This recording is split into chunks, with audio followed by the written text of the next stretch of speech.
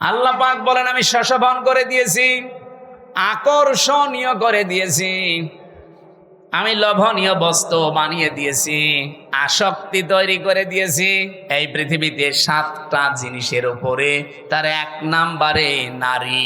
1 number কি? এই জন্য দুনিয়ায় এই জায়গায় খুব সেন্সিটিভ থাকা লাগবে।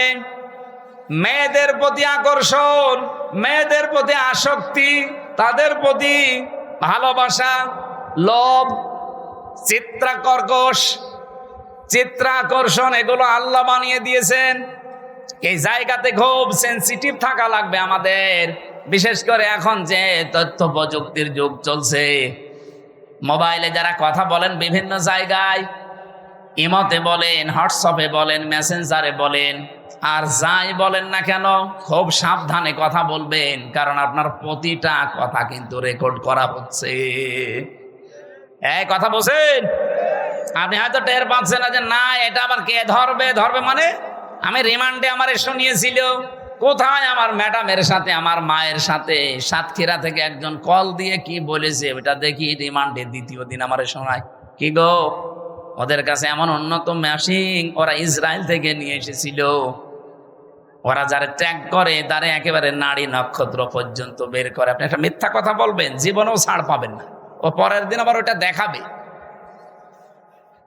এই যে যারা পরকীয়া প্রেমী আছেন, নিজের স্ত্রী বাদ দিয়ে অন্যের সাথে যাদের লাইন আছে, আপনি দেখবেন যদি ব্রেকআপ হয়ে যায়, ওই মহিলা যদি ওইটা রেকর্ড করে রাখে, তারপরে আপনার দেশে চলাফেরা করা, সংসারে তখন অশান্তির শেষ থাকবে না। এরকম কোন লাইনে কেউ আছেন কিনা? যদি থাকেন একটু হাত তুলে দেখান, আল্লাহ আপনাকে দেখি। হ্যাঁ ছেলে, আহা খুব আরাম লাগছে তোমার।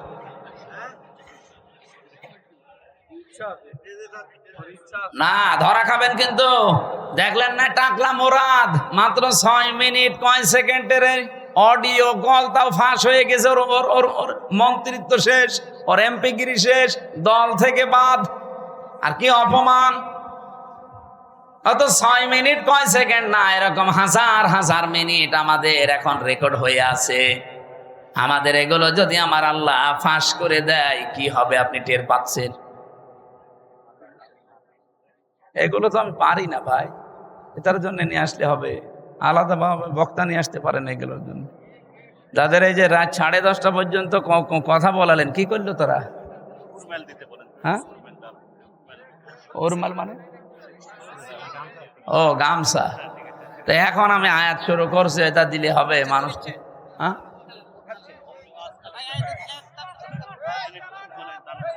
হ্যাঁ, যে ওই যে ওনারা যে লোকজন যাই গোপনে গোপনে আস্তে আস্তে দিয়ে দেবে। আমরা কোরআনে এই আয়াতটা শেষ করব না? রব্বুল আলামিন জানিয়েছেন পৃথিবীতে আমি আসক্তি তৈরি করে দিয়েছি যেহেতু মেয়েদের প্রতি। এজন্য এই জায়গায় আমাদের আদি পিতা হযরত আদম আলাইহিস সালামও কিন্তু দুর্বল হয়ে গিয়েছিলেন। এজন্য নিষিদ্ধ জিনিসের প্রতি আকর্ষণ, এটা সেই জন্মগতভাবে আমরা পেয়েছি সৃষ্টির প্রথম দিন থেকে।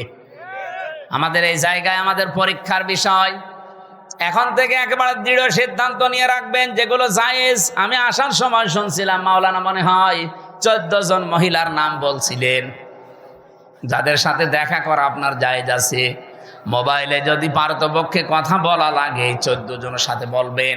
এর বাইরে যদি কেউ কল দেয়, ওটা যদি জিবরাইলের খালাতো বোন হয়, তারপরও বলবেন আপনার সাথে কথা নেই। কি কথা বলছেন না কেন? আপনি শক্ত থাকবেন এই জায়গায়। মেয়েরা যারা এসেছেন এই জায়গায় আপনারাও নিজেদেরকে খুব, একজন আলেম সেই দিন দেখলাম কুমিল্লায় বাড়ি, উনি বলছিলেন নিজের স্ত্রীকে কেউ যদি ভিডিও মোবাইল কিনে দেয়, এই যে Android set, screen touch mobile, এটাই নিজের স্ত্রীকে কিনে দেওয়া আর পরপুরুষকে ঘরে ঢুকিয়ে দেওয়া একই কথা। অথচ এরকম বউ দেশে নেই। বলেন, এই মোবাইলটা, এই কম্পিউটার, এই ল্যাপটপ আপনি ওর হাতে দেননি, আপনি দিয়েছেন ওকে একেবারে জেনা, ব্যভিচার, বেপরদা হওয়ার জন্য একটা লাইন হাতে ধরিয়ে দিয়েছেন। ও মন মতো কিন্তু ওটা দিয়ে ব্যবহার করবে। আমার মনে হয় মেয়েদেরকে এই জায়গায় খুব সেন্সিটিভ থাকা দরকার। মা বোনেরা, স্বামী যদি আপনাকে বাটন ফোন দিয়ে খুশি থাকতে চায়, বাটনের উপরে আপনি আর যাবেন না। কারণ আমাদের টার্গেট তো শুধু এইটাই না, এরপরে আর একটা জায়গা আছে, আখেরাত। ওই জায়গাটা তৈরি করতে হলে আমাদের এখনই এই মনের সাথে যুদ্ধ করা লাগবে। আর যদিও এটা কঠিন বিষয়, শয়তান উৎপত্তি আছে, করতে দেবে না। আমি সহ যারা এসেছি আজকে থেকে নিজেদেরকে শয়তান যতই চাপ দিক আমরা কন্ট্রোল হব। এই 14 জন মহিলা বাদ দিয়ে কেউ কল দিলেও জরুরি না হলে আমার দরকার নেই। আমি নিজেরটা বলছি, আমার এই মোবাইলে শুধু বাংলাদেশ না, বিশ্বের কোন জায়গা থেকে যদি মহিলারা কল দেয়, আমি আগে জিজ্ঞাসা করিনি প্রথমে যে মা আপনার স্বামী আছে অথবা আপনার ছেলে আছে। আজকে এই যে ইন্দোনেশিয়া থেকে, মালয়েশিয়া থেকে 3 জন মহিলা কল দিয়েছিল হোয়াটসঅ্যাপে আর মেসেঞ্জারে। আমি প্রথমেই তাকে মেসেজ লিখে জিজ্ঞাসা করছি, কে আপনি, আপনার স্বামী আছে অথবা সন্তান আছে? যদি স্বামী সন্তান থাকে, কোনো যদি কিছু চাওয়ার লাগে, আপনার কোনো মাসলা মাসাইল লাগে, তাদেরকে দিয়ে জিজ্ঞাসা করান। আপনার সাথে আমি কথা বলতে পারবো না, কারণ আমার মোবাইল ট্যাগ হয়। আপনার সাথে আমি কি কথা বলতে যে কি কথা বলবো ওইটা রেকর্ড করে আপনি ছেড়ে দেবেন, তখন মানুষ বলবে হামজা গেল গেল। হ্যাঁ, কথা বলছে না? আমার সাথে তো চোখের মতো লেগে আছে সব। আর খুব জরুরি যদি নাছড় বান্দা হয়, মেসেজ দেয় যে না আমার খুব দরকার, ওই আমার পাশে যে মাওলানা হুসাইন আহমেদ থাকে ওর কাছে বলি যে তুমি বলো যে আমি হামজা বলছি, যা বলার বল। ও মনে করে যে হুজুরি বলছে, যা বলার বলে, ফতোয়া শুধু আমারে জিজ্ঞাসা করে। মাসলা যদি কোরআন হাদিস কেন্দ্রিক হয়, বলি যে এইটা জান। আজকে সকাল 11টায় এসেছে ভারত, বসিরহাট থেকে 2 জন স্বামী আর স্ত্রী। ওরা যদিও বলছিল যে হুজুর বিষয়টা গোপন রাখবেন, আমি শিক্ষার জন্য বলছি। ওই লোকটা তার দ্বিতীয় বউ নিয়ে এসেছে। প্রথম বউটার কাছে অনুমতি নেয়নি, দ্বিতীয় বিয়ে করেছে গোপনে। 8 বছর বিয়ে করে একটা ছেলেও আছে 8 বছরের, 4 বছরের, মানে ছেলে সহ বিয়ে করেছে। 4 বছর বয়স ছিল ছেলেটা, আর 8 বছর বিয়ে করেছে। এখন বয়স হয়ে গেছে। নিয়ে আসার পরে বড় বউ রাখছে, না এই বউ যদি থাকে আমি তোমার ভাত খাবো না, এই বউ বাদ দেওয়াই লাগবে। এটা আমাদের বাংলাদেশ, ভারত, পাকিস্তান এই সমস্ত দেশে একটু সমস্যা। কারণ দ্বিতীয় বিয়েকে মানুষ খারাপ মনে করে, আর মনে করো চরিত্র খারাপ, এই জন্য বিয়ে করেছে। অথচ চরিত্র ঠিক রাখার জন্য যার একটা বিয়ে করেছে, এটা কেউ বলে না। আর এটা একটা যে জায়েজ কাজ, তারপরও আমরা ঘৃণা করি, খারাপ ভাবি। কে এই এলাকায় নেই? যত ভালো বউ নিয়ে বাস করেন, আর একটা বিয়ে করে দেখেন গোপনে, আপনার 14 গোষ্ঠী উদ্ধার করবে। অথচ এটা যে একটা জায়েজ কাজ, আল্লাহর নির্ধারিত বিধান। এই যে নারী কমিশন যে রিপোর্টগুলো দিয়েছে, তার ভেতরে এইটা একটা। তারা বলছে না বিয়ে যে পুরুষেরা একাধিক বিয়ে করে, এটা মহিলাদের প্রতি বৈষম্য। এক মহিলাও 4টে বিয়ে করবে। এক মহিলা 4টা বিয়ে করলে যদি সন্তান হয়, কোন বাপের পরিচয় দেবেন? এই কথা বলছে না? ওরা যে রিপোর্টগুলো দিয়েছে, একটাও মানুষের রিপোর্ট না। আমার মনে হয় সবগুলো মেয়াদ উত্তীর্ণ গাঁজা খেয়ে রিপোর্ট দিয়েছে। কারণ মেয়াদ আলা গাঁজা খেলে মানুষ এ কথা বলে না। আমার কুষ্টিয়ার লালনের মাজারে তো মানুষ গাঁজা খায় দেখি, ওরা মেয়াদ আলা গাঁজা খায়, এই জন্য ওরা এত বেশি উল্টা পাল্টা বকে না। আর এই মহিলাগুলো সব মেয়াদ উত্তীর্ণ গাঁজা খেয়েছে, এই জন্য কোরআনে কারিমের উপরে হাত দিয়ে তারা ভুল ধরছে। উনি আমারে বলছিল, আমার বউ, ছোট বউটা আমি সাথে করে নিয়ে এসেছি আজকে। আমি বললাম নিচে বসান। ওই যে 2 জন ছিল আমার সাথে। কি মাসলা জিজ্ঞাসা করতে চান বলেন? যেহেতু স্বামী আপনার সাথে আছে, অসুবিধা নেই। স্বামীটা বলছে, আমার বড় বড় যন্ত্রণায় সহ্য করতে না পেরে আমি শেষ পর্যন্ত আমার এই বউটাকে এক মজলিসে 3 তালাক দিয়েছি। কথা বুঝতেছে? এখন ফতোয়া দেন তো, আমি এই বউকে রাখবো না ছেড়ে দেব? আমি 2টা মত বললাম, যে আমার দেশে আবু হানিফা রহমতুল্লাহ আলাইহির মত অনুযায়ী আমরা চলি বেশি, নাকি আমাদের এই উপমহাদেশে অধিকাংশ আমরা আবু হানিফার মত অনুযায়ী চলি বেশি। আমাদের মাযহাব অনুযায়ী নিয়ম হচ্ছে, এক জায়গায় এক বৈঠকে 3 তালাক দিলে তালাক হয়ে যাবে। এখনো যে 3টা ইমাম আছে, অন্যান্য আরো আলেমদের মত আছে, সে মত আমি নিজেও মানি না, কিন্তু আমি ওই মতগুলো শ্রদ্ধা করি। এই জিনিসটা আমাদের নেই, এই জন্য ইসলাম আজ পিছিয়ে যাচ্ছে। আমি আলেমদেরকে বলছি, আপনি অন্যের একটা মত মানেন না, ঠিক আছে, কিন্তু তার মত এটা শ্রদ্ধা করা লাগবে। ইমাম আবু হানিফা রহমতুল্লাহ আলাইহির সাথে অন্যান্য ইমামদের মত একেবারে পুরা উল্টা। ইমাম আবু হানিফা জানিয়েছে সূরা ফাতিহা যদি নামাজে কেউ পড়ে তার নামাজই হবে না। ইমাম শাফি বলছে, ইমাম শাফি রহমতুল্লাহ আলাইহি বলেন নামাজের ভেতরে যদি কেউ সূরা ফাতিহা না পড়ে তার নামাজই হবে না। এটা পুরা উল্টা না? বলেন বলেন। একজন বলছে হবেই না, আর একজন বলছে না পড়লে হবে না। পুরা উল্টা। কিন্তু তারা মতটা শ্রদ্ধা করতো। কোনো দিন আপনি তাদের ভেতরে কোনো বিদ্বেষ, হিংসা, অহংকার, মানি না এ কথা ছিল না। উনি বলতো এটা আমার মত, মানলে মানেন, না হলে ওনার মতটা আমি শ্রদ্ধা করি কিন্তু আমি ওইটা মানি না। আমি আল্লাহর ওই বান্দা বসিরহাট থেকে যারা এসেছিল আজকে বললাম যে ভাই আপনি মুসলমান, আপনারা তো বিপদে আছেন ভারতে। বলছে হ্যাঁ খুব বিপদে আছি। আপনার এই বউটাকে এখন দুইটা মত আছে, আপনি যে মত অনুসরণ করে চলেন ওইটা মেনে চলেন। আমাদের মাযহাব অনুযায়ী এই নিয়মটা যে আপনার বউ যেহেতু তালাক হয়ে গেছে অন্য আরেকজনের সাথে বিয়ে দেবেন, সে সংসার করার পরে ইচ্ছা করে ছেড়ে দেবে, তালাক দিয়ে দেবে, 3 মাস 10 দিন পরে আপনি তারপরে বিয়ে করে ফেলবেন, এইটা একটা নিয়ম। আর একটা মাযহাব আছে ওটা এক বৈঠকে বা 1 মাসের ভেতরে যদি 1001 কোটি তালাক দেন তো 1 তালাক হবে। তাহলে ওইটা আর একটা মত, ওটা 3 মাসে 3 হায়েজে 3 তালাক দেওয়া লাগে। ওটা যদি আপনি ওই মত অনুসরণ করে চলেন আপনি ওইটাও মানতে পারেন। এখন ওনারে বলে দিয়েছে আমি 2টা মত, উনি যেটা মেনে যেই মাযহাব মেনে চলে চলুক, আমার অসুবিধা নেই, আমি তো ওইটা মানি না কিন্তু আমার শ্রদ্ধা করা লাগবে। আজ আমরা এই দেশে যারা বিভিন্নভাবে ইসলাম কায়েমের চেষ্টা করছি, এই যে যারা জামাত ইসলাম করে, তারা কথা শুনতে শুনতে 54 বছর পর্যন্ত আমরা দেখছি তাদের বিরুদ্ধে একটা মিথ্যা তহমত দেওয়া আছে যে এরা মওদুদীর অনুসরণ করে চলে। মওদুদী কি কোনো ফেকার ইমাম ছিলেন? বলেন বলেন। তো তাকে আমরা অনুসরণ করছি কি কি কোন বসে? তিনি দার্শনিক ছিলেন, তিনি রাষ্ট্র চিন্তা করতেন, রাষ্ট্র নিয়ে, তিনি অর্থনীতি নিয়ে চিন্তা করতেন। এই যে ইসলামী ব্যাংকের যে থিওরি তিনি দিয়েছেন, সুদ মুক্ত ভাবেও যে ব্যাংকিং ব্যবস্থা চালানো যায়, এই যে জমি জায়গা যারা চাষ করে খান এখান থেকেও যে সুদ থেকে বাঁচা যায়।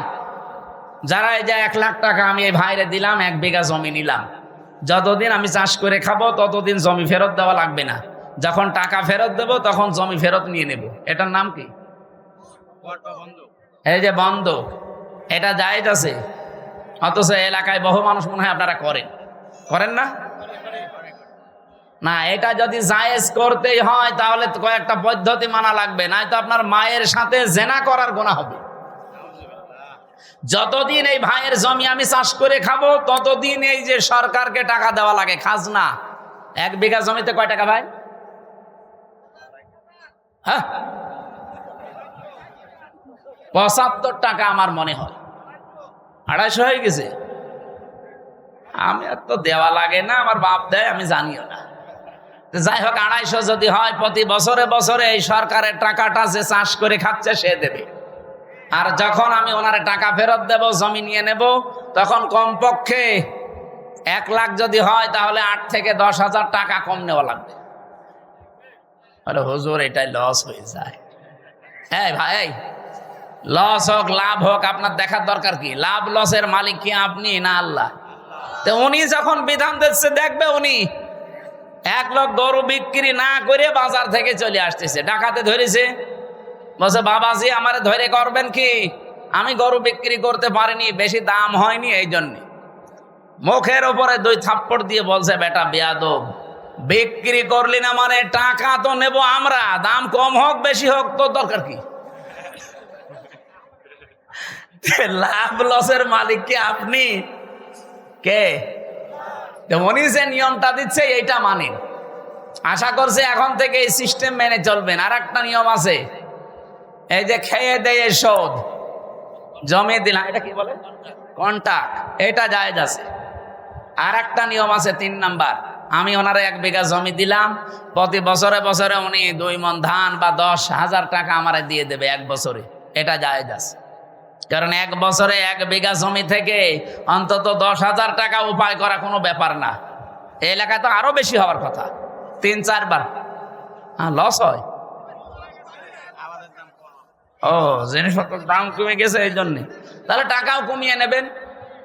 যদি দাম কমে যায় এভাবে, তাহলে টাকাও কমিয়ে দেবেন। আমার ভাইরা, আমি যে কথা বোঝাচ্ছিলাম, সাইয়েদ আবুল আলা মওদুদী রহমাতুল্লাহ আলাইহি, ওনার কাছ থেকে একটা থিওরি হয়তো জামাত ইসলাম নিয়েছে যে রাষ্ট্রে গণতান্ত্রিক পদ্ধতিতে ইসলাম কায়েম করা যায়। পদ্ধতিটা ভুল হতে পারে, সেখান থেকে একটা জিনিস শুধু ওনারা নিয়েছে। অন্যান্য যারা ইসলামী দলে আছে প্রত্যেকে এক একজনের কাছে থিওরিগুলো তারা নিয়েছে। তে আমাদের সবার মূল তো এক থাকা দরকার যে আমি অন্যের মত মানি না, কিন্তু তার মতটাকে শ্রদ্ধা করা লাগবে। এই জিনিস যতদিন বাংলাদেশের মানুষের ভেতরে না আসবে, এই দেশের দিন কায়েম হওয়া সম্ভব না। এই ছোটখাটো বিষয় নিয়ে মত পার্থক্য তৈরি হয়ে যাবে। এই জন্যে মানুষ যে এক জায়গায় হবে কি নিয়ে কি দিয়ে, সেই কথা সূরা আলে ইমরানের 64 নম্বর আয়াতে আল্লাহ ঘোষণা দিয়েছেন, কুল তাআলাউ কুল ইয়া আহলাল কিতাবি তাআলাউ ইলা কালিমাতিন সাওয়াইন বাইনানা ওয়া বাইনাকুম আল্লা না'বুদা ইল্লাল্লাহ। আমার ওইদিকে বিষয় না, আমি একটা টাচ দিলাম।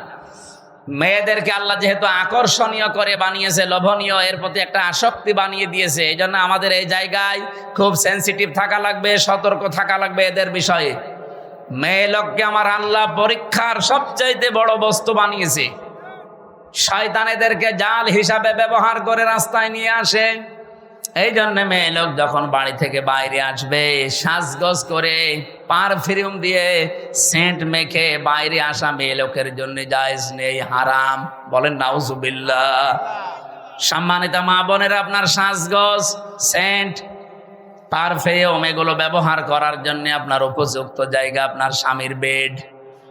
এই বিছানা শুধু বাইরে আপনি এগুলো করতে পারবেন না, যেহেতু আপনাকে শয়তানের জাল হিসাবে শয়তান ব্যবহার করবে। নবীজি জানিয়েছেন, আমরা আজকে থেকে সতর্ক হয়ে যাব এই জায়গা থেকে, যে আমরা কোনো দিন যেন নিজের মেয়েকে, বউকে, নিজের ফুফুকে, মাকে, শাশুড়িকে, খালাকে বেপরদা করে রাস্তাঘাটে ছেড়ে না দেই। আয়াতের তাফসিরে লিখেছে, একজন মহিলা যদি বেপরদায় চলার কারণে জাহান্নামী হয়ে যায়, কমপক্ষে 4 জন পুরুষ সাথে করে নিয়ে যাবে। বলেন নাউজুবিল্লাহ। 1 নম্বরে তার বাবাকে ধরবে, বলবে গার্জিয়ান ছিলে তুমি আমাকে কন্ট্রোল করনি। 2 নম্বরে তার বড় ভাইকে ধরবে। 3 নম্বরে তার ছেলে বড় স্বামীকে ধরবে। 4 নম্বরে তার বড় ছেলেকে ধরবে। অনগাবাসী, একটু নিজের দিকে তাকিয়ে বলেন, হয় আপনি কারো বাবা হবেন, নাই কারো বড় ভাই হবেন, নাই কারো স্বামী হবেন, নাই কারো ছেলে হবেন।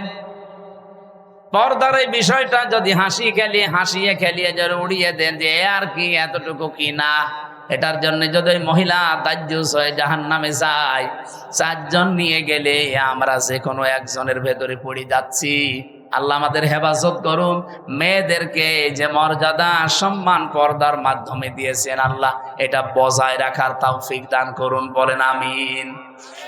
দুনিয়াতে আল্লাহ পাক জানিয়েছেন, আমি পরীক্ষার বস্তু আরো কয়েকটা বানিয়েছি। তার নাম্বারে অল বানিন, সন্তানাদি, ছেলে মেয়ে, স্ত্রী পুত্র, এগুলো আমার আল্লাহ আমাদের কাছে পরীক্ষার বস্তু বানিয়েছেন। লোভনীয়, আকর্ষণীয়, ভালোবাসার জিনিস এগুলো। তো এগুলোর পেছনে ফিরতে যে, চলতে যে আমার বিশাল আখিরাতের জীবন যেন আমি নষ্ট করে না ফেলি। সূরা মুনাফিকের ভেতরে আল্লাহ আমাদের জন্য ওয়াজ করেছেন, ইয়া আইয়ুহাল্লাযীনা আমানু লা তুলহিকুম আমওয়ালুকুম ওয়ালা আওলাদুকুম আন যিকিরিল্লাহ ওয়া মান ইয়াফআল যালিকা ফাউলাইকা হুমুল খাসিরুন। ওহে যারা ঈমানের দাবি করো, কখনো তোমাদের সন্তান আদি আর সম্পদ আদি এগুলো যেন আল্লাহর জিকির, আল্লাহর আইন, আল্লাহর বিধান থেকে তোমাদের গাফেল করে না দেয়। যদি এরকম কেউ করে থাকো, আমি আল্লাহ বলছি সে জীবনে ক্ষতিগ্রস্ত হয়ে যাবে। বলেন নাউজুবিল্লাহ। এই ওয়াজটা আমার নিজের জন্যই মনে করেন। আজকে থেকে আমি নিজেই সংশোধন হয়ে চলবো। যত মহব্বতের জিনিস সন্তান হোক, তার পেছনে পড়ে আল্লাহর বিধান নামাজ, তার পেছনে পড়ে আল্লাহর বিধান রোজা, তার পেছনে পড়ে আল্লাহর বিধান যাকাত। এগুলো যেন আমি লঙ্ঘন না করি, নষ্ট না করি। আল্লাহ আমাকে নিজে এবং যারা এখানে শুনছি প্রত্যেককে আমল করার তৌফিক দেন, বলেন আমিন। এরপরে আল্লাহ কোরআনে দিয়েছেন আল কনাতিরিল মুকান্তরাতি মিনাস যাহাবি ওয়াল ফিদ্দাতি ওয়াল খাইলিল মুসাব্বামাতি ওয়াল আনআমি ওয়াল হারস। এই পৃথিবীতে পঞ্জীবিত সোনা, পঞ্জীবিত রূপা, ব্যবসার মাল এবং ভালো ভালো বাড়ি গাড়ি, শস্য ক্ষেত, এগুলোর প্রতি মহব্বত, ভালোবাসা, আকর্ষণ, আসক্তি আমি আল্লাহ তৈরি করে দিয়েছি। কিন্তু দুনিয়ায় সব এগুলো ভোগের বস্তু। যালিকা মাতাউল হায়াতিদ দুনিয়া আল্লাহু ইনদাহু হুসনুল মাব। আমি আল্লাহর কাছে উত্তম কিছু আছে যেগুলোর খবর এখনো তোমরা জানো না। সে কথাটা জানাতে আল্লাহ এখানে তিনটা বৈশিষ্ট্যের কথা আমাদের জানিয়েছেন। قل أنبئكم بخير من ذلكم للذين اتقوا عند ربهم جنات। হাজাম কোথায় পাবেন? বুড়ো হাজাম নিয়ে যান, ও ছাতা দেখা যাচ্ছে আগা কাটতে যে গুড়া খেতে ফেলেছে। জীবনের মতো দাদার মুসলমানের শখ মিটে যাবে। এজন্য ওনার সাথে বিয়ে করা যেহেতু জায়েজ নেই, বউ একটু সাবধানে থাকবে। কারণ ওই গরুর মদ খাওয়া লোক তো, ওদের তো চরিত্র ঠিক নেই। হ্যাঁ, কথা বলেন না কেন? চরিত্র ঠিক আছে? তাহলে বউ কই? এখানে কি এখানে গান বেজেছিল, মদের বউ নাই, বাকিটা আর বললো না। নিজের মেয়ের ওপর পড়বে না। হ্যাঁ, সম্মানিত ভাইরা, আমরা নিরাপত্তার জন্য যাদের কাছেই বলি না কেন, কেউ নিরাপত্তা দেওয়ার মালিক না। নিরাপত্তা দিতে পারে শুধুমাত্র আমাদের মালিক কে? আল্লাহ আয়াতের ভেতরে দুইটা কথা দিয়েছেন। আল্লাযীনা আমানু, যারা ঈমান আনে, ওয়ালাম ইয়ালবিসু ঈমানাহুম বিজুলমিন, এবং তাদের ঈমানের সাথে যারা শিরিক এবং জুলুম মিশ্রণ করে না। এখানে জুলুম মানে শিরিক। সুতরাং আমরা যদি নিরাপত্তা আল্লাহর কাছ থেকে পেতে যাই, আমাদের ঈমান যায় আছে, ঈমানের সাথে যেন কোনো শিরিক, কোনো জুলুম মিশ্রণ না হয়। কে কথা বলেন? কথা বলেন। আল্লাহ পাক বলেন, এ পর্যন্ত বলে আমি শেষ করে দেইনি, এর পরেরটা বলার জন্য আমি এ পর্যন্ত বক্তব্য দিলাম। আল্লাযীনা আমানু ওয়া লাম ইয়ালবিসু ঈমানাহুম বিজুলমিন উলাইকা লাহুমুল আমন। নিজে এইভাবে মনে হচ্ছে কুদরতির আঙ্গুল দেখিয়ে বলছে, এই মানুষগুলোই নিরাপত্তার হকদার।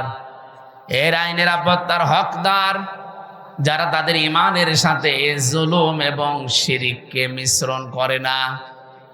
ও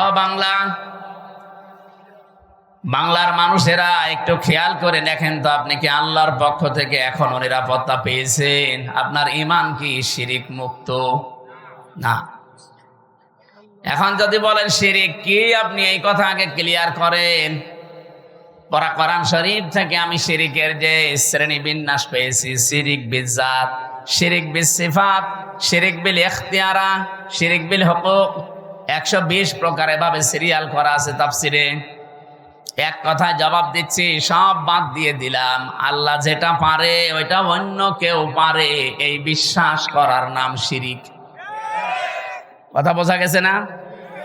আল্লাহ যেটা পারে ওইটা অন্য কেউ, বলেন বলেন। এই বাংলাদেশে বহু মানুষের মুসলমান নামের আগে মোহাম্মদ লেখে, নামের শেষে হোসাইন লেখে, কিন্তু মাঝখানের শব্দটা যাই হোক না কেন, ঈমান থাকার জন্য যেটা দরকার ওইটা তার ভেতরে পাওয়া যায় না।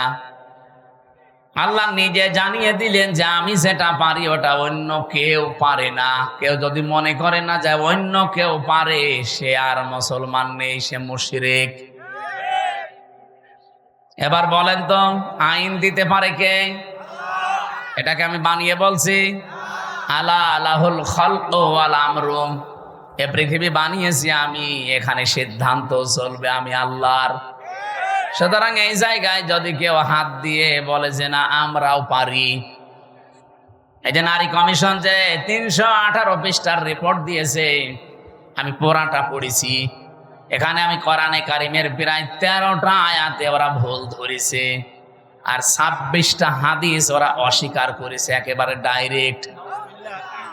যেখানে কোরআনের একটা অক্ষর কেউ যদি অবিশ্বাস করে সে অলরেডি বেঈমান হয়ে যায়। আর পুরোপুরি 13টা আয়াতই ওরা মানে না। তার ভেতরে যেটা বললাম এটা আলা লাহুল খালাক ওয়াল আমরু তাবারাকাল্লাহু রাব্বুল আলামিন। বলেন আল্লাহু আকবার। এটা সূরা আরাফের ভেতরে আছে 8 নাম্বার পারার 16 নাম্বার পৃষ্ঠার 12 নাম্বার লাইনের 54 নাম্বার আয়াতের শেষের দিকে আছে। আল্লাহ পাক বলেন সৃষ্টি আমার, আইনও চলবে আমার।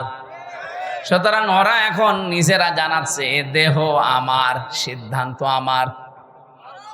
কি করে হয় এটা? দেহ আপনার কে বলেছে আপনাকে?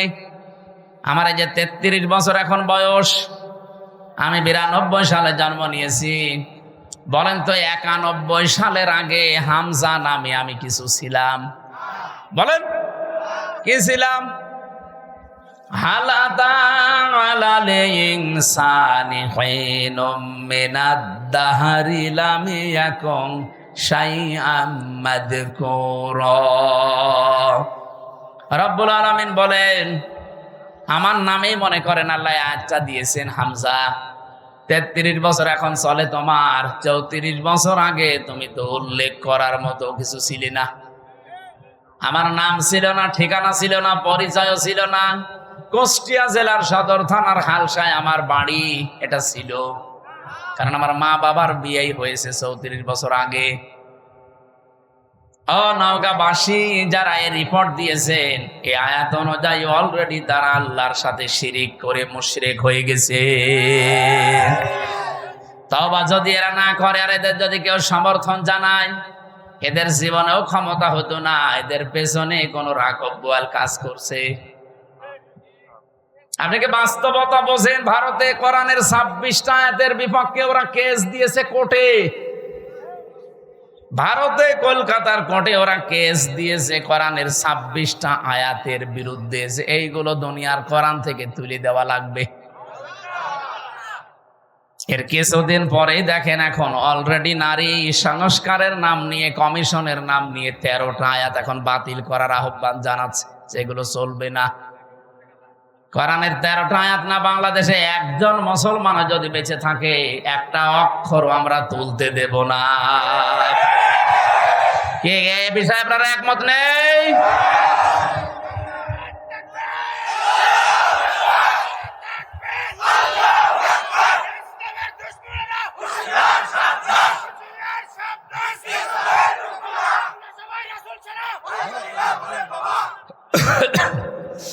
নওগাঁবাসী, আমি আবার বলছি, ঈমান যতটুকু আছে এটা আপনি নির্ভেজাল করবেন। আমি আবার বলছি, বারবার রিপিট করতাম না। নবীজিও মাঝে মাঝে গুরুত্বপূর্ণ কথা হলে 3 বার বলতেন, আর যেটার কোনো গুরুত্ব নেই তিনি জীবনে একবারও বলেননি। আমার যে দীর্ঘ একটা হাদিস পড়েছিলাম, এর ব্যাখ্যায় 7টা আছে। আমরা এর ভেতরে একটা পয়েন্ট এটা আছে, যদি তুমি এই পৃথিবীতে অনর্থক কথাবার্তার, অনর্থক কাজ থেকে নিজেকে বাঁচিয়ে রাখতে পারো, মহান আল্লাহ তোমার জন্য 2টা নিয়ামত বরাদ্দ করে দেবে। আমরা যাব সামনে ওইদিকে। তাহলে এখান থেকে যে বলতে চাই, আল্লাহ যেটা পারে ওটা অন্য কেউ। আবার বলেন আল্লাহ যেটা পারে অন্য কেউ। সন্তান দিতে পারে শুধুমাত্র পীর সাহেব। কে? আপনাদের এই নওগাঁ জেলায় এই যে মান্দা, কয়েকদিন আগে এসেছিলাম, যে বাড়িতে বসলাম, ওই বাড়িওয়ালার 2টা ছেলে, আর একটা আছে পেটে 6 মাস, সন করে দেখছে ওইটাও ছেলে হবে। পানি নিয়ে এসে বলছে হুজুর এমন পানি পড়বেন যেন এবার মেয়ে হয়। মনে হচ্ছে আমি ডাউনলোড করে নিয়ে এসেছি। আর বগুড়া গাবতলী তারেক জিয়া সাহেবের গ্রামে একবার গিয়েছিলাম গত বছর। এক লোক এসে বলছে হুজুরে আপেল পড়ি দিন। আমি সূরা ফাতিহা পড়ে ফু দিলাম। আমার কানের কাছে মুখ নিয়ে বলছে এমন আপেল পড়বেন যেন এবার ছেলে হয়। কেন? আমার বারবার মেয়ে হয়, তো এই জন্য আপনারা যে আমি আপেল পড়াচ্ছি, আপেল দিলাম ফেলে, আপেল কই ফেলে দিয়েছি। আরে ভাই, আপেল পড়ে যদি ছেলে হইতো আমার 3টা মেয়ে হইতো না? ম্যাডামের শুধু আপেল খাওয়াতাম। কি বিশ্বাস দেখেছেন হুজুরের উপরে? এই বিশ্বাসটা যদি আল্লাহর উপরে 100 ভাগ করতো, আমার মনে হয় আল্লাহ দিলে দিতে পারতো। আমি পারবো? আমি পারলে আমারটা পারতাম না? মেয়েরা যারা এসেছেন, এক কথায় শিরিক যেন জীবনে না ঢোকে। আল্লাহ যেটা পারে পৃথিবীর অন্য কেউ। একেবারে নির্ভেজাল থাকা লাগবে। আপনি আমল কম করেন, নামাজ রোজা জিকির আজকার একটু তো হালকা পাতলাও থাকে, কিন্তু ইমানের ভেতরে যদি একেবারে নির্ভেজাল হন, শিরিক মুক্ত থাকেন, আমি গ্যারান্টি দিতে পারি আপনাকে আল্লাহ জান্নাত দিয়ে দেবে। কিন্তু একেবারে গাড়ি গাড়ি পাহাড় পরিমাণ ইবাদত করে বসে আছেন, শিরিক নিয়ে আল্লাহর কাছে গেলে, সূরা ফুরকান 19 নম্বর পারা 1ম নাম্বার পৃষ্ঠা 4 নাম্বার লাইনে 23 নাম্বার আয়াত, আল্লাহ পাক বলেন, কাদিমনা ইলা মা আমিলু মিন আমালিন ফাজাআলনাহু হাবাআম মানসুরা।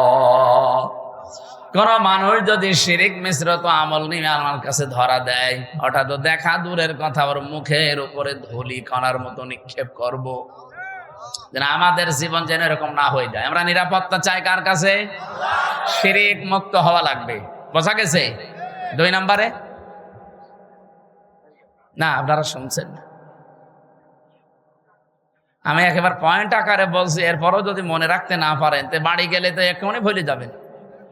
গলা শুকিয়ে যাচ্ছিল, একটু পানি দেওয়া যায় না? পানি বা একটু চা দিলে আছে? ফ্যান বন্ধ হয়ে গেল।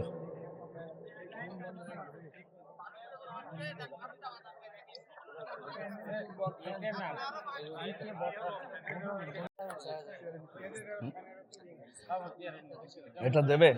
এটা দিলে তো এটা আবার আরো উঁচু করা লাগবে, এটা ঝামেলা হবে। এটা দিলে আমার পায়ের নিচে দিলে একটু ভালো হবে। পায়ের নিচে দেওয়া যাবে? পায়ের নিচে দিলে আমার একটু পা শূন্য শূন্য লাগছে। হ্যাঁ, আমার চাপ লাগছে আরো বেশি। ঠিক আছে। সুবহানাল্লাহ। এখানে একটু বেশি নড়াচড়া হয়, কি সমস্যা কি? হ্যাঁ, যান এখানে বসে পড়ুন। সুবহানাল্লাহ, আলহামদুলিল্লাহ, লা ইলাহা ইল্লাল্লাহ, লা ইলাহা ইল্লাল্লাহ, মুহাম্মাদুর রাসূলুল্লাহ।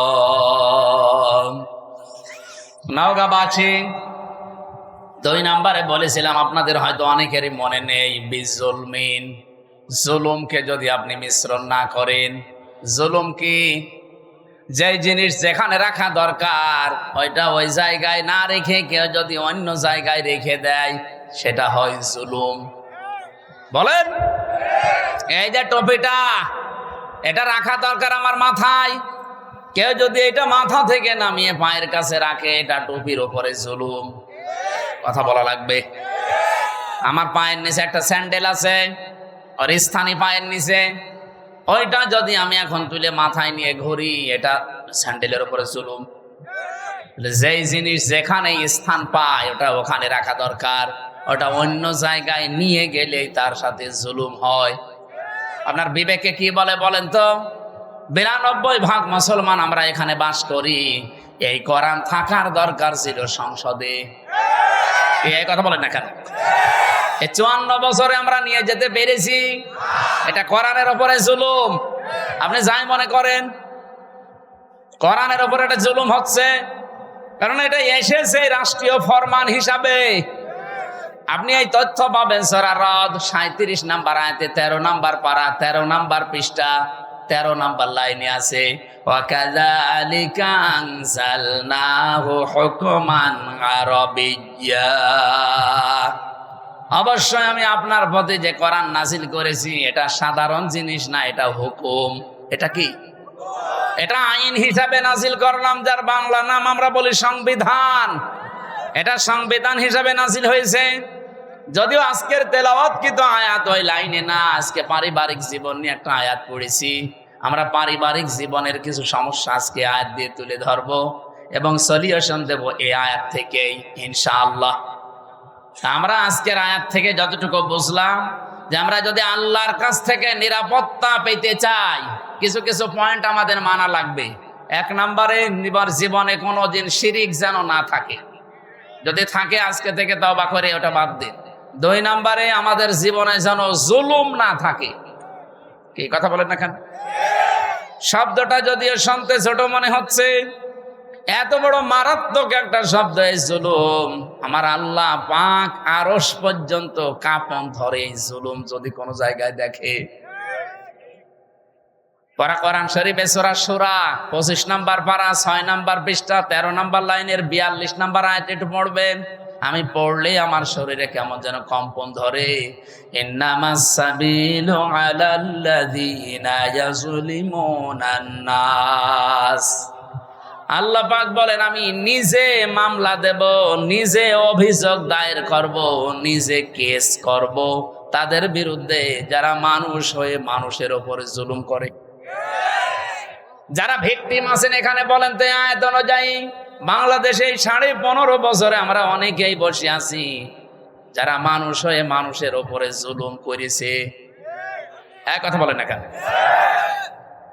বিনা কারণে বহু মানুষ এই দেশে জুলুমের শিকার হয়েছে। এখনো পর্যন্ত একজন বিনা কারণে জেল খাটতেছে, আজহার।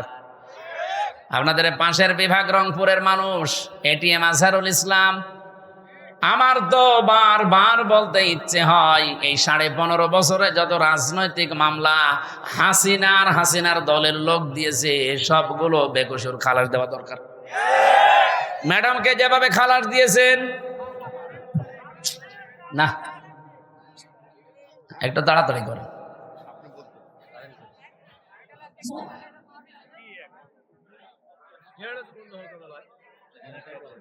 সুবহানাল্লাহ আলহামদুলিল্লাহ লা ইলাহা ইল্লাল্লাহ। সুবহানাল্লাহ আলহামদুলিল্লাহ লা ইলাহা ইল্লাল্লাহ। লা ইলাহা ইল্লাল্লাহ মুহাম্মাদুর রাসূলুল্লাহ। আমার ভাইরা, আমি চাই ম্যাডামকে 6 বছর না, ওনার তো একদিনও জেলে রাখা জুলুম হয়েছে। কারণ ওনার যে মামলা দিয়েছিলেন পুরাটা বানোয়াট। আপনি এতিমের মাল আত্মসাৎ করা এই মামলা দিয়েছেন যেই টাকার জন্যে, ওই টাকা আরো 7 গুণ বৃদ্ধি হয়েছে। ওনারে আরো পুরস্কার দেওয়ার দরকার ছিল। কিন্তু যারা টাকা পাচার করেছে তাদের এখন আপনি কি করবেন বলেন? এই যে দরবেশ, ওর মাথা চুল থেকে পা পর্যন্ত পুরা সাদা, আমার মনে হয় ভেতরে বাইরে সবই সাদা। এক কথা বলছেন কেন? 36,000 কোটি টাকা চুরি করিস 7টা ব্যাংক থেকে। জীবনে আপনি কোনোদিন যদি গণনা করতে দেওয়া হয় আপনার হাত ব্যথা হয়ে যাবে, এক জীবনে গুনেও শেষ করতে পারবেন না। 36 কোটি টাকা না, 36,000 কোটি টাকা। একজনে যদি এত টাকা চুরি করে, ম্যাডাম খালেদার 2 কোটির জন্য যদি 6 বছর জেল হয়, এই লোকের জেল হওয়া দরকার কিয়ামত পর্যন্ত। আর হাসিনার ছোট বোন এ আল্লাহর ওলি, এর উপর পারমাণবিক কেন্দ্র থেকে 76,000 কোটি টাকা শুধু একজন নিয়েছে, আর বাকিগুলো তো বাদই দিলাম। এ দেশটা যেভাবে ফোকলা করে ফেলেছেন, শান্তিতে তো নেই। এই যে বাইরে কয়েকদিন আগে সিঙ্গাপুরে ছিলাম, মালয়েশিয়া ছিলাম, এই শয়তানরা সব এখন যে সমস্ত দেশে থাকে ওখানে বানিয়েছে সাহেব পাড়া, কিন্তু থাকতে পারে না, থাকে সব হোটেলে। মালয়েশিয়া যে হোটেলে উঠলাম, সিঙ্গাপুরে যে হোটেলে উঠলাম, নিচে নেমে দেখি 2 জন চা খাচ্ছে। কি গো হুজুর, আমরা আগেই পালিয়েছি। পালালেন কেন? আপনার না 620টা বাড়ি, ওই যে চট্টগ্রামের ওইটার ভূমি মন্ত্রী ছিল, 620টা বাড়ি বানিয়েছে শয়তান। একটা বাড়িতেও থাকতে পারে না, এখন থাকে হোটেলে, তাও চুরি করে। হুজুর দোয়া করবেন, তখন দোয়া বের হয়, আর ভালো লোকের কাছে দোয়া চেয়েছে। আমার মনে হয় এই 9 মাস যদি থাকতো আরো 200 বাড়ি বানাইতো। এক কথা বলেন না কেন? সব দর বাবার টাকায় বানাইতো। বলেন বলেন।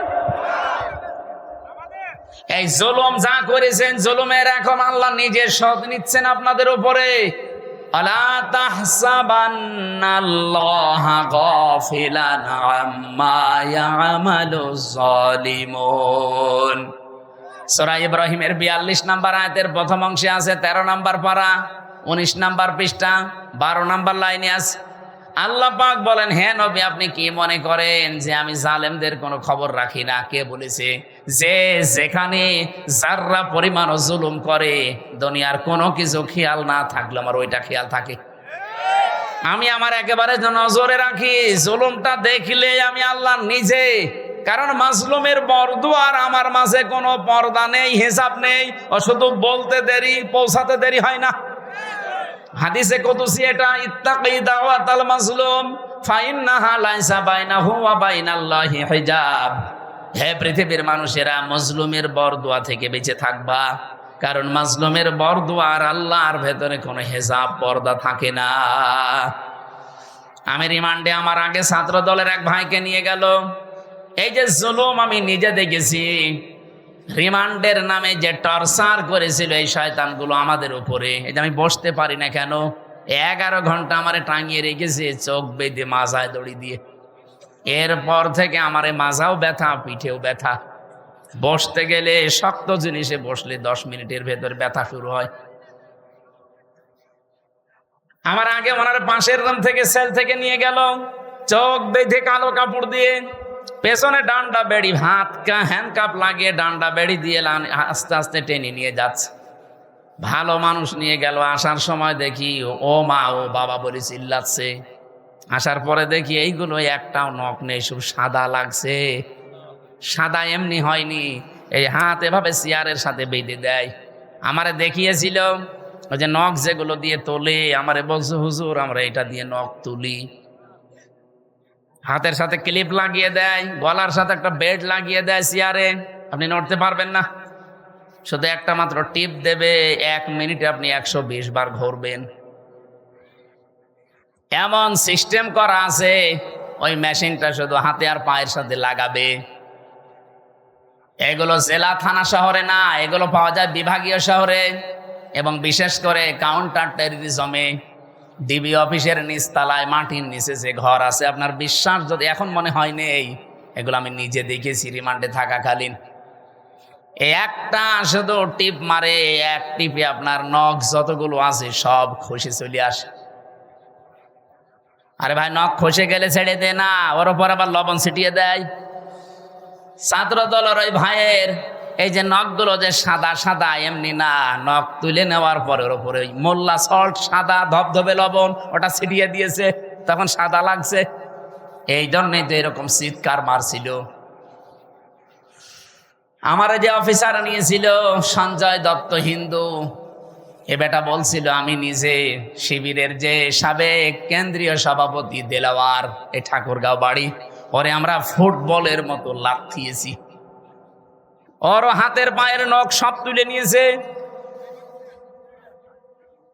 এই যে জুলুম গুলো যারা করেছিলেন, মানুষ জুলুম করে একটা টার্গেট নিয়ে। আমি আয়াতের তাফসিরে একটা ঘটনা পড়েছি, সাদ্দাত বাদশাহ, এর নাম শোনেননি? এই লোকটা, তার স্বপ্ন সাদ ছিল আমি দুনিয়ায় জান্নাত বানিয়ে নিজে উদ্বোধন করব।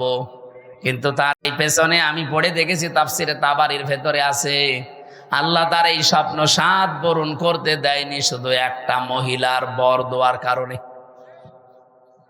ওই জামানার নবী যিনি ছিলেন হযরত হুদ আলাইহিস সালাম, তার কাছে জিজ্ঞাসা করে করে ও জান্নাত বানিয়েছিল যে তোমার আল্লাহর বানানো জান্নাত আমার লাগবে না, আমি নিজে বানাবো।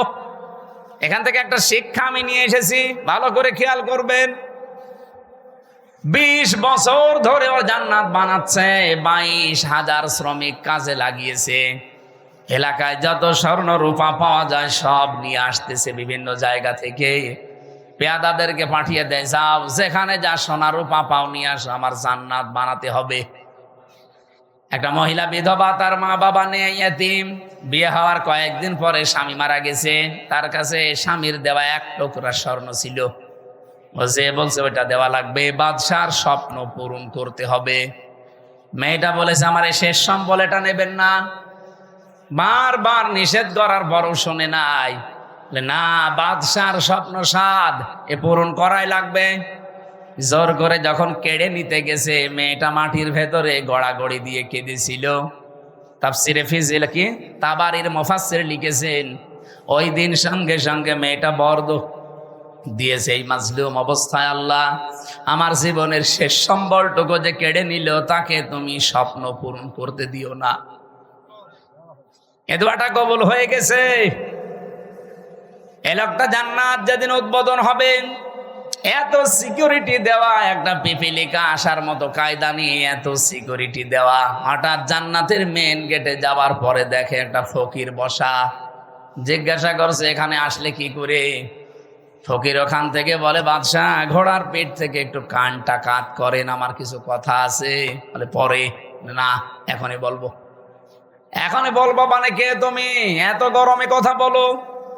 ওপর থেকে যখন মাথাটা নিচের দিকে একটু দেওয়ার সিস্টেম ছিল, কান যেহেতু দিয়েছে, কানের কাছে মুখ নিয়ে বলে, আমি দুনিয়ার সাধারণ ফকির না, আমি ফেরেশতা আজরাইল।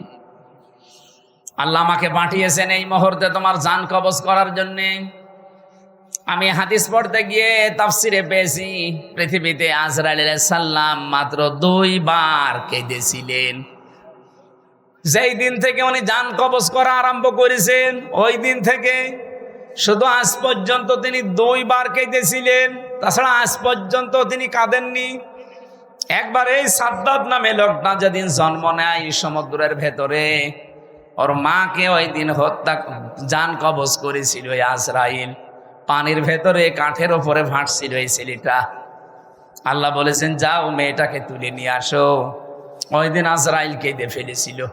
আপনি চিন্তা করেন তো কি সিচুয়েশন ছিল যে আজরাইল পর্যন্ত কেঁদে ফেলেছে।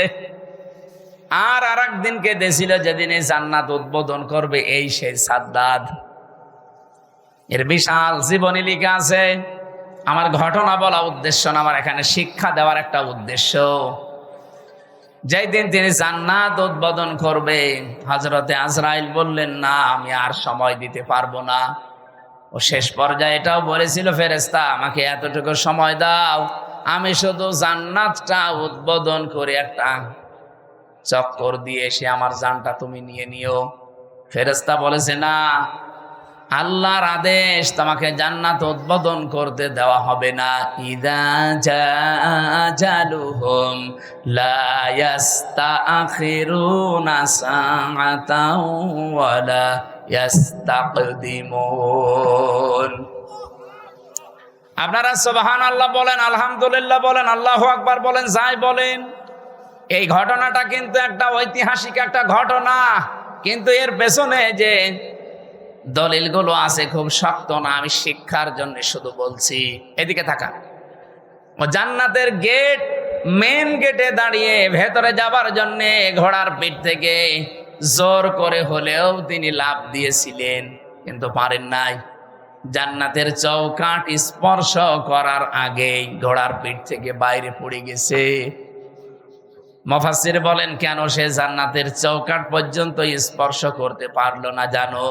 কারণ ওই যে বিধবা একটা এতিম মেয়ের বরদোয়া ছিল। আপনি বলেন তো এখান থেকে কি পেলেন? এত বড় বিশাল শক্তিশালী বাদশাহ তার স্বপ্ন পূরণ করার জন্য কি করেছে আপনি বলেন? 22,000 শ্রমিক কাজে লাগিয়েছে, 20 বছর একাধারে শ্রম দিয়ে বানিয়েছে, মনের মতো করে সাজিয়েছে। যেদিন উদ্বোধন করবে পারে নাই শুধু একটা মেয়ে লোকের, এতিম অসহায় বিধবা এই মেয়ে লোকটার বরদোয়া লেগেছিল যে আমার শেষ সম্বলটুকু যে কেড়ে নিল, তার স্বপ্ন তুমি পূরণ করতে দিও না। আপনি রাগ করলেও এবার বলবো 15.5 বছর যারা ছিল এরাও তো বিভিন্ন স্বপ্ন নিয়েছিল। কথা বলেন না কেন? কেউ বলেছিল যে 21 সাল হয়ে গেল, 21, তারপরে বলছে না 41 সাল হয়ে গেল, তারপরে বলে না 71 সাল। আমার মনে হয় একেবারে চলে যেত কিয়ামত পর্যন্ত। আপনি যে আশা নিয়ে এগিয়ে যাচ্ছিলেন, ওই মহিলার শুধু একটা বরদুয়া যদি থাকার কারণে এত বড় বাদশার স্বপ্ন সাত পূরণ না হয়, আপনারা যা করেছেন 15.5 বছরে একটা দুইটা না, কত মানুষের শেষ সম্বল কেড়ে নিয়েছে। আপনি নিজের থেকে বলেন, সিলেটের ইলিয়াস আলী আজ পর্যন্ত পাওয়া গেল না। লোকটারে কি সম্বল ছিল সিলেটের জন্য,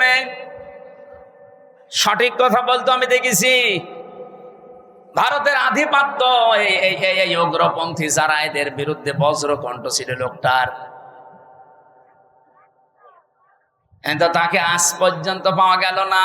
তার পরিবারের তার ছোট্ট মেয়েটা, আমি দেখেছিলাম ওই দিন হাসিনার কাছে যেদিন যায় বলে আমার বাবাকে ফিরিয়ে দেন, কি মায়া কান্না করছিল যে না আমি দেখতেছি, অথচ ওই সময় তার মেরে ফেলেছে।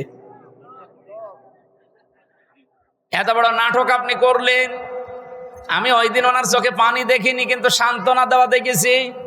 আগস্টের 5 তারিখে ওনার চোখে আমি পানি দেখেছি। আমার এই ছোট্ট জীবনে ওনার দিকে আমি যতবার তাকিয়েছি, এই একবার শুধু কান্না দেখলাম। এর আগে জীবনেও কোনোদিন কে দিয়েছে বলে আমি দেখিনি, শুধু একটু কান্নার ভান করেছি।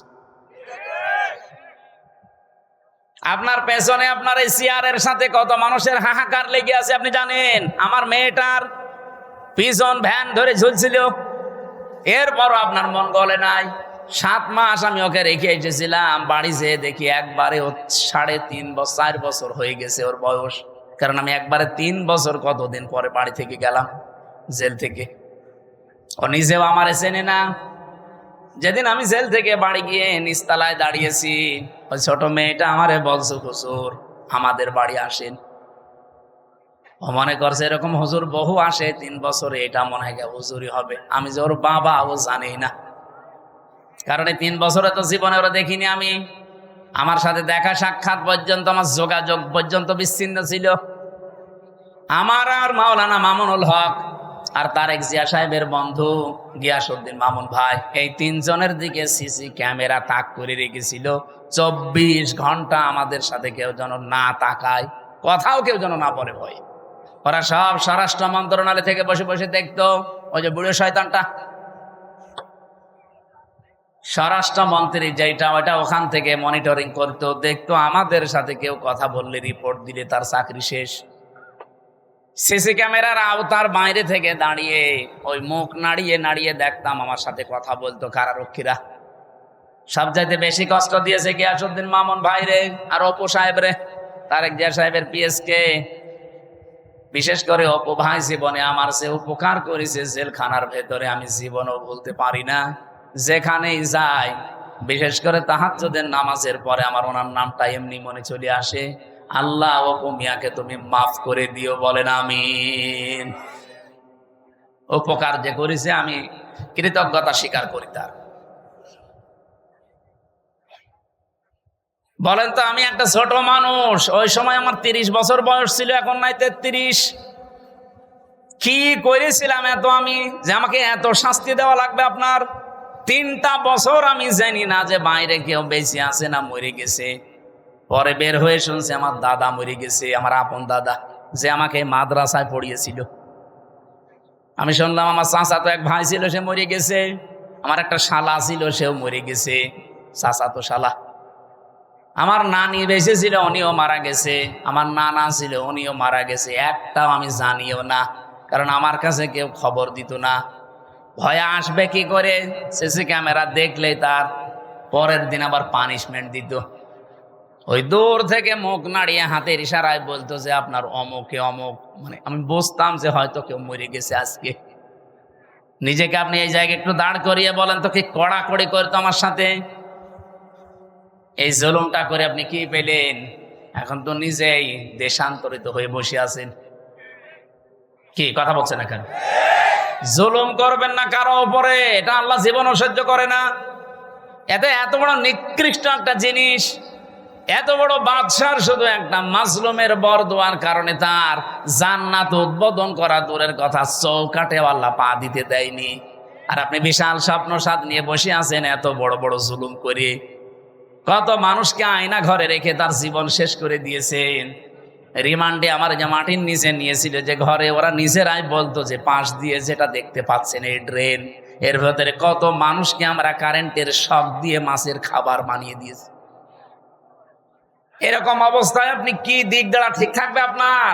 এরপরে আমার বলছে আপনাকে যা বলতে বলি, এটা যদি ম্যাজিস্ট্রেটের কাছে না বলেন আপনার বউ তুলে নিয়ে আনবো। আপনি কত বড় ইমানদার যে এই সময় ঠিক থাকতে পারবেন বলেন? এই শেষ পর্যায়ে 10 দিন একাধারে অত্যাচার করার পর আমার মাথার চুল থেকে পায়ের তালু পর্যন্ত 1 ইঞ্চি জায়গা বাকি নেই যেখানে টর্চার করে নাই। শেষ পর্যন্ত আমার সহ্যের বাইরে চলে যাওয়ার পরে বললাম, যান, যা বলবেন বলেন, আর কি করবেন। যে বলছে আপনার বউ তুলে নিয়ে আনবো, তখন আর কিছু বলা যায়? আর কারণ ওদের তো চরিত্র নেই, ও তাই তুলে নিয়ে আসবে।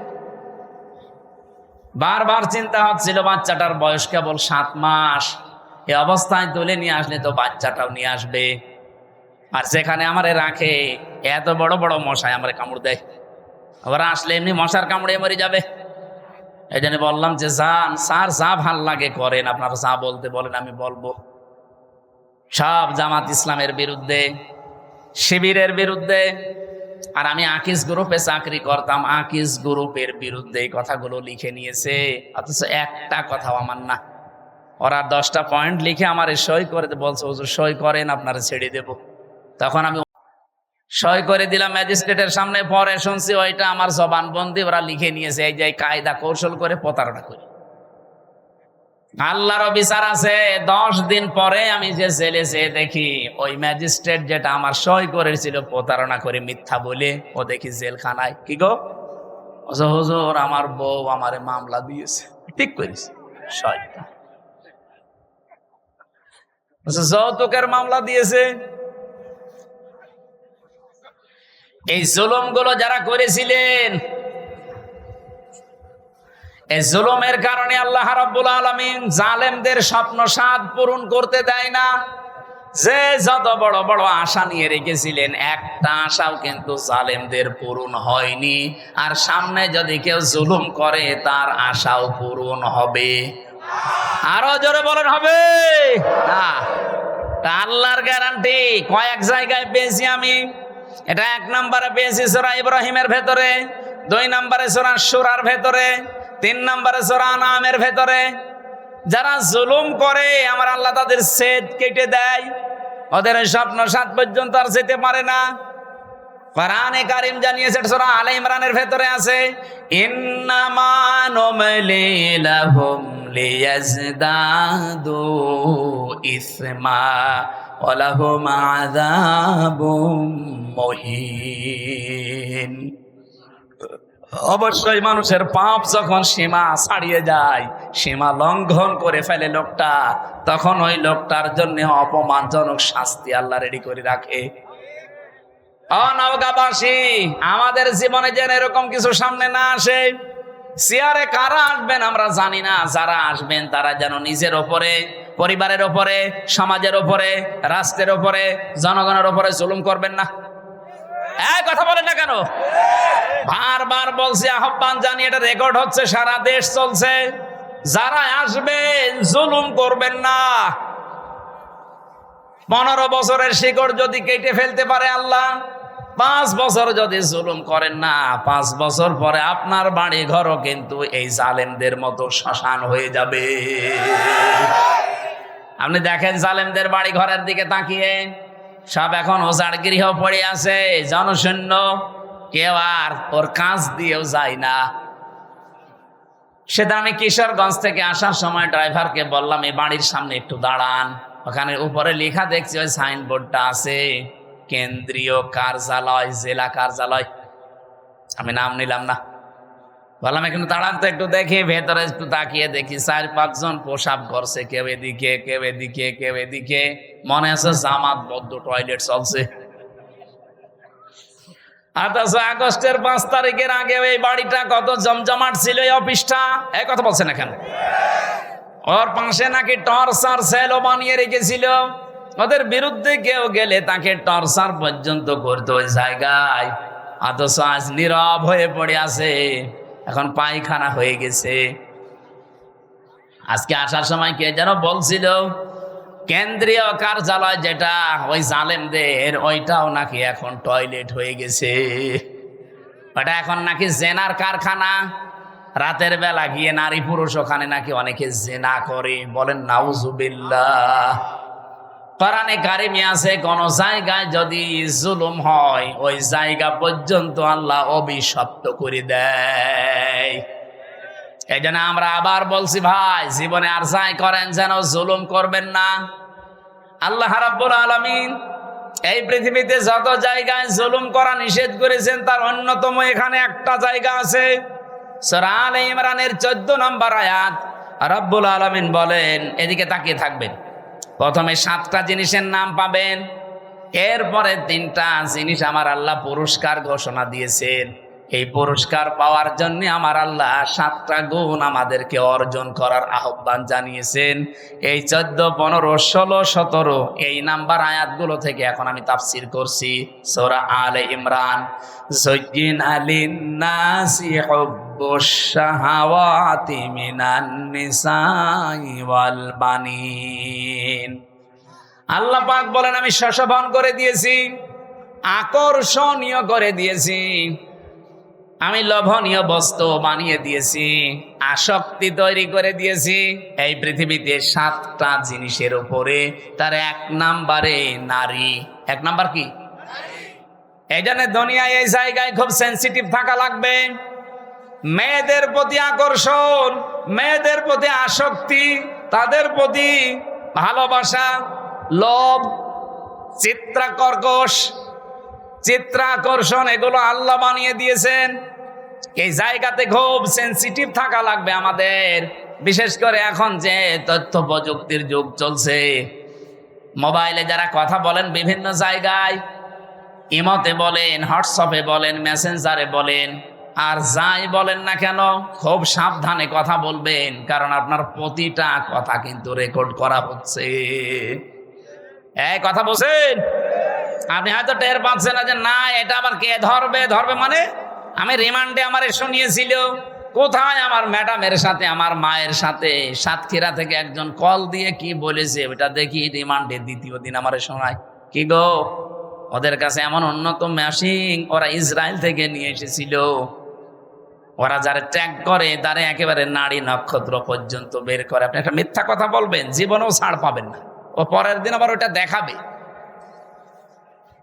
এই যে যারা পরকীয়া প্রেমী আছেন, নিজের স্ত্রী বাদ দিয়ে অন্যের সাথে যাদের লাইন আছে, আপনি দেখবেন যদি ব্রেকআপ হয়ে যায়, ওই মহিলা যদি ওইটা রেকর্ড করে রাখে, তারপরে আপনার দেশে চলাফেরা করা, সংসারে তখন অশান্তির শেষ থাকবে না।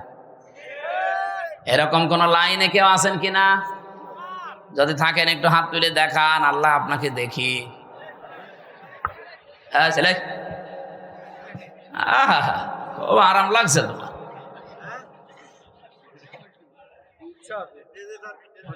না ধরা খাবেন কিন্তু। দেখলেন না টাকলা মোরাদ মাত্র 6 মিনিট 9 সেকেন্ডের অডিও কল, তাও ফাঁস হয়ে গেছে। ওর মন্ত্রিত্ব শেষ, ওর এমপিগিরি শেষ, দল থেকে বাদ। আর কি অপমান! অত 6 মিনিট 9 সেকেন্ড না, এরকম হাজার হাজার মিনিট আমাদের এখন রেকর্ড হয়ে আছে। আমাদের এগুলো যদি আমার আল্লাহ ফাঁস করে দেয় কি হবে আপনি টের পাচ্ছেন? এগুলো তো আমি পারি না ভাই, এটার জন্য নিয়ে আসতে হবে আলাদা বক্তা নিয়ে আসতে পারেন এগুলোর জন্য। যাদের এই যে রাত 10:30 পর্যন্ত কথা বলালেন, কি করলো তোরা? হ্যাঁ, ওরমাল মানে ও গামছা। তো এখন আমি আয়াত শুরু করছি, এটা দিলে হবে মানুষকে?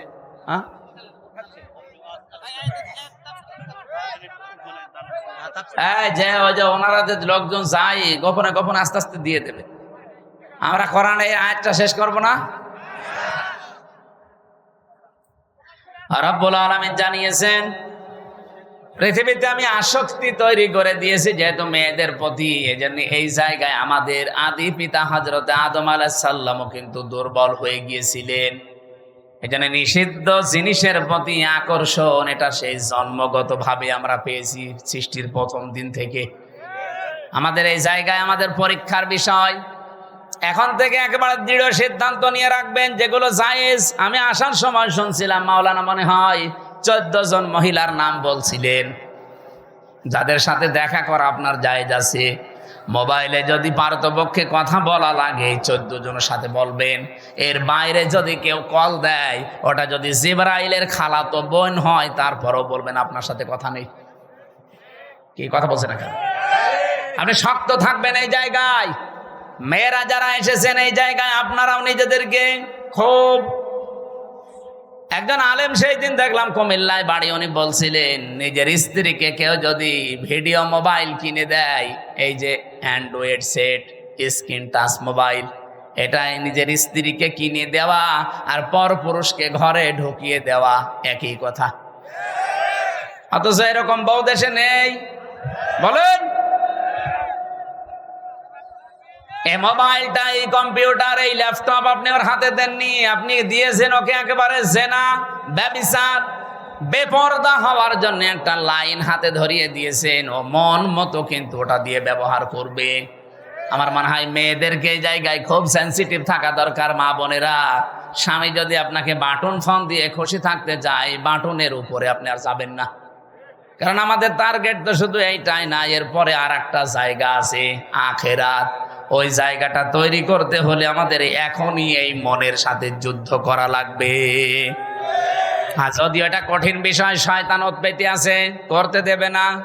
আমি সহ যারা এসেছি আজকে থেকে নিজেদেরকে শয়তান যতই চাপ দিক আমরা কন্ট্রোল হব। এই 14 জন মহিলা বাদ দিয়ে কেউ কল দিলেও জরুরি না হলে আমার দরকার নেই। আমি নিজেরটা বলছি, আমার এই মোবাইলে শুধু বাংলাদেশ না, বিশ্বের কোন জায়গা থেকে যদি মহিলারা কল দেয়, আমি আগে জিজ্ঞাসা করিনি প্রথমে যে মা আপনার স্বামী আছে অথবা আপনার ছেলে আছে।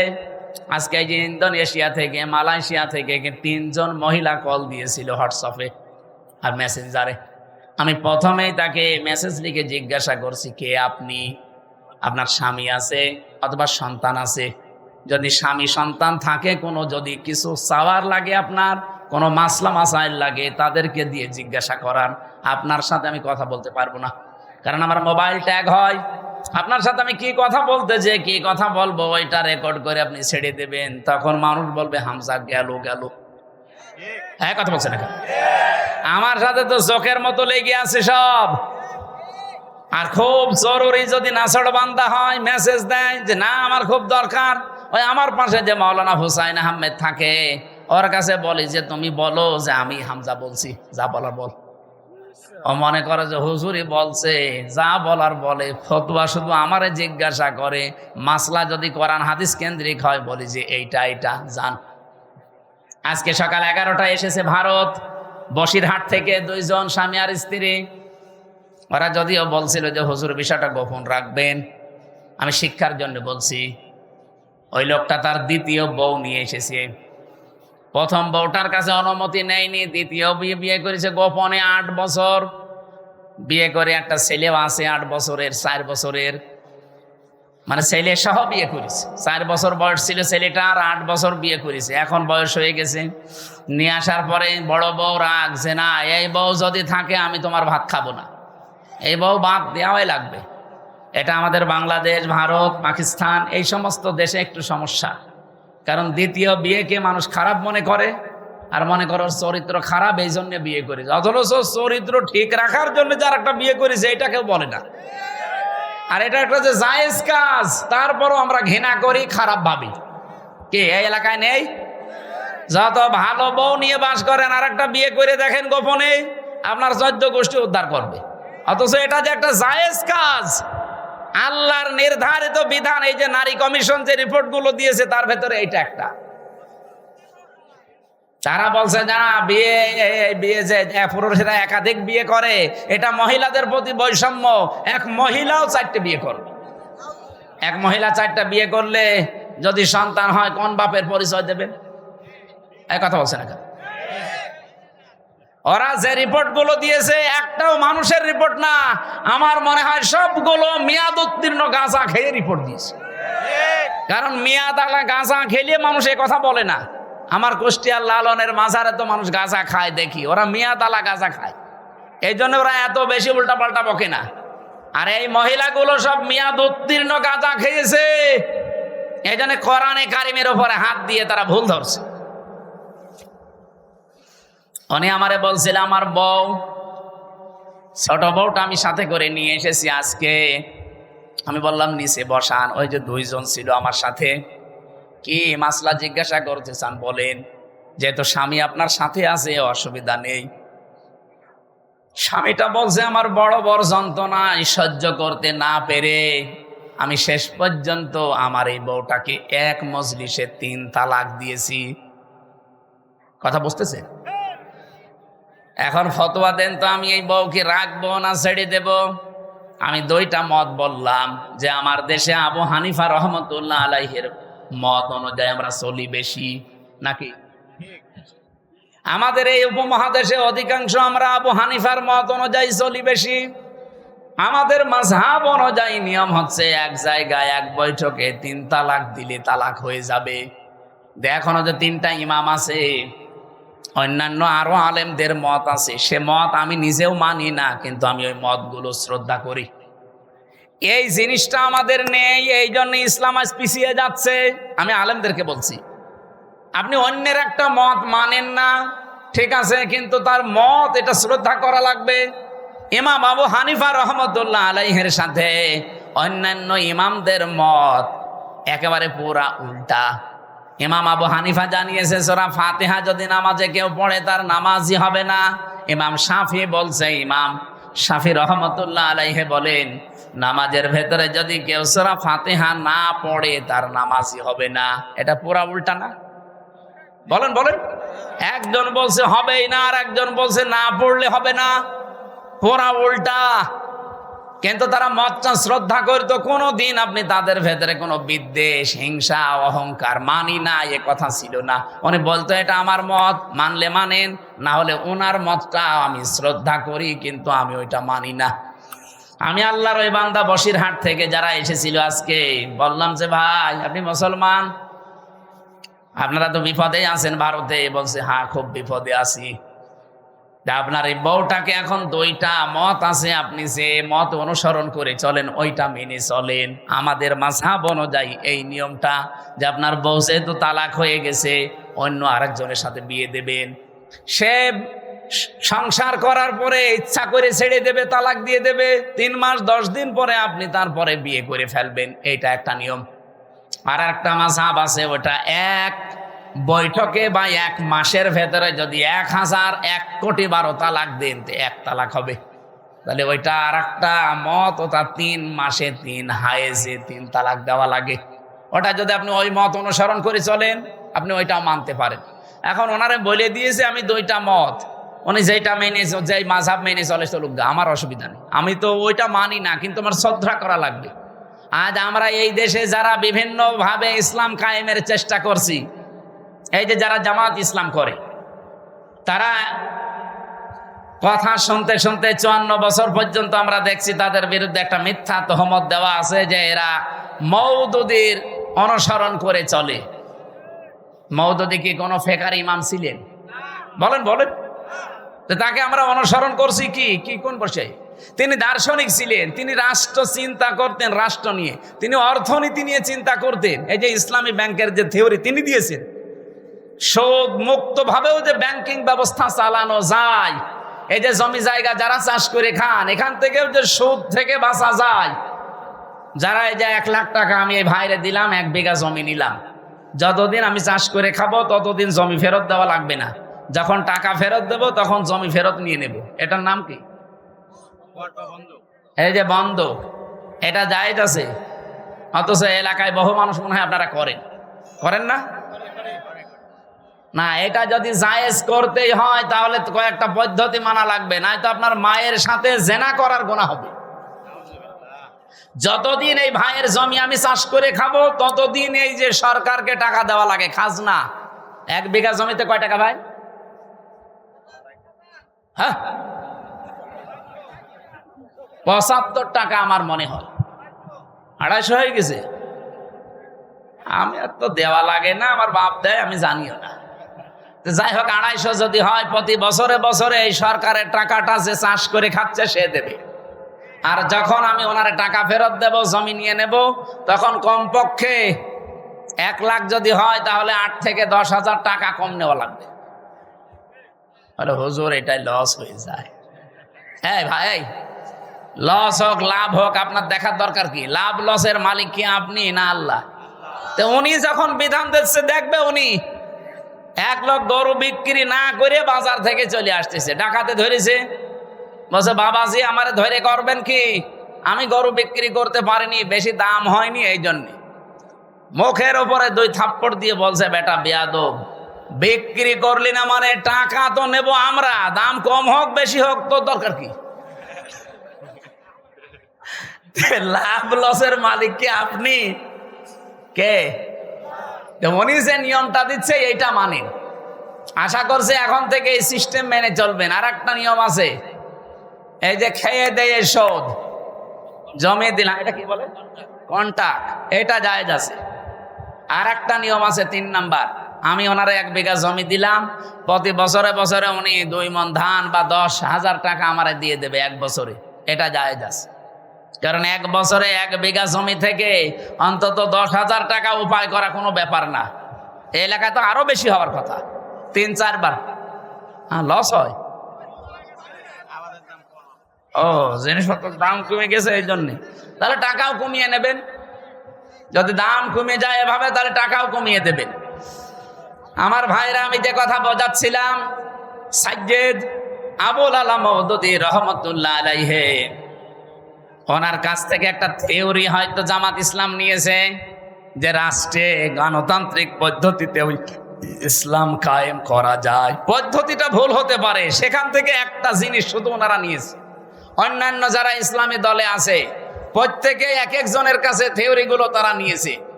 তে আমাদের সবার মূল তো এক থাকা দরকার, যে আমি অন্যের মত মানি না, কিন্তু তার মতটাকে শ্রদ্ধা করা লাগবে। এই জিনিস যতদিন বাংলাদেশের মানুষের ভেতরে না আসবে, এই দেশের দিন কায়েম হওয়া সম্ভব না। এই ছোটখাটো বিষয় নিয়ে মত পার্থক্য তৈরি হয়ে যাবে।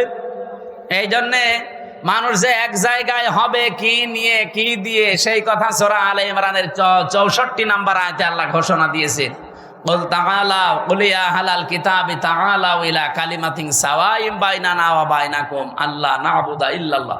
আমার ওইদিকে বিষয় না, আমি একটা টাচ দিলাম। মেয়েদেরকে আল্লাহ যেহেতু আকর্ষণীয় করে বানিয়েছে, লোভনীয়, এর প্রতি একটা আসক্তি বানিয়ে দিয়েছে, এই জন্য আমাদের এই জায়গায় খুব সেন্সিটিভ থাকা লাগবে, সতর্ক থাকা লাগবে এদের বিষয়ে। মেয়ে লোককে আমার আল্লাহ পরীক্ষার সবচাইতে বড় বস্তু বানিয়েছে। শয়তান এদেরকে জাল হিসাবে ব্যবহার করে রাস্তায় নিয়ে আসে। এই জন্য মেয়ে লোক যখন বাড়ি থেকে বাইরে আসবে, সাজগোজ করে পারফিউম দিয়ে সেন্ট মেখে বাইরে আসা মেয়ে লোকের জন্য জায়েজ নেই, হারাম। বলেন নাউজুবিল্লাহ। সম্মানিত মা বোনেরা, আপনার সাজগোজ, সেন্ট, পারফিউম এগুলো ব্যবহার করার জন্য আপনার উপযুক্ত জায়গা আপনার স্বামীর বেড।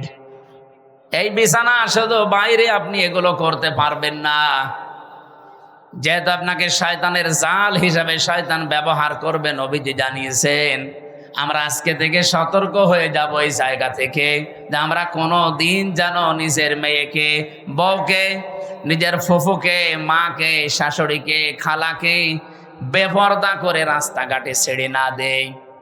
আয়াতের তাফসিরে লিখেছে, একজন মহিলা যদি বেপরদায় চলার কারণে জাহান্নামী হয়ে যায়, কমপক্ষে 4 জন পুরুষ সাথে করে নিয়ে যাবে। বলেন নাউজুবিল্লাহ। 1 নম্বরে তার বাবাকে ধরবে, বলবে গার্জিয়ান ছিলে তুমি, আমাকে কন্ট্রোল করোনি। 2 নম্বরে তার বড় ভাইকে ধরবে। 3 নম্বরে তার ছেলে বড় স্বামীকে ধরবে। 4 নম্বরে তার বড় ছেলেকে ধরবে। অনৌকাবাসী, একটু নিজের দিকে তাকিয়ে বলেন, হয় আপনি কারো বাবা হবেন, নাই কারো বড় ভাই হবেন, নাই কারো স্বামী হবেন, নাই কারো ছেলে হবেন। পর্দার এই বিষয়টা যদি হাসিয়ে খেলিয়ে যদি উড়িয়ে দেন, যে আর কি, এতটুকু কি না, এটার জন্য যদি মহিলা দাজ্জুস হয়ে জাহান্নামে যায়, 4 জন নিয়ে গেলে আমরা যে কোনো একজনের ভেতরে পড়ে যাচ্ছি। আল্লাহ আমাদের হেফাজত করুন। মেয়েদেরকে যে মর্যাদা সম্মান পর্দার মাধ্যমে দিয়েছেন আল্লাহ এটা বজায় রাখার তৌফিক দান করুন, বলেন আমিন। দুনিয়াতে আল্লাহ পাক জানিয়েছেন আমি পরীক্ষার বস্তু আরো কয়েকটা বানিয়েছি, তার নাম্বারে অল বানিন, সন্তানাদি, ছেলে মেয়ে, স্ত্রী পুত্র, এগুলো আমার আল্লাহ আমাদের কাছে পরীক্ষার বস্তু বানিয়েছেন, লোভনীয়, আকর্ষণীয়, ভালোবাসার জিনিস এগুলো। এগুলোর পেছনে ফিরতে যে চলতে যে আমার বিশাল আখিরাতের জীবন যেন আমি নষ্ট করি না ফেলি।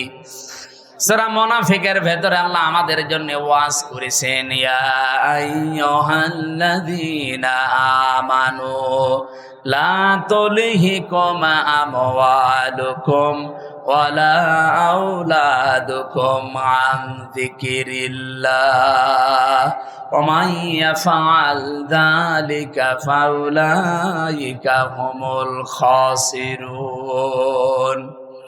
ওহে যারা ঈমানের দাবি করো, কখনো তোমাদের সন্তান আদি আর সম্পদ আদি এগুলো যেন আল্লাহর জিকির, আল্লাহর আইন, আল্লাহর বিধান থেকে তোমাদের গাফেল করে না দেয়।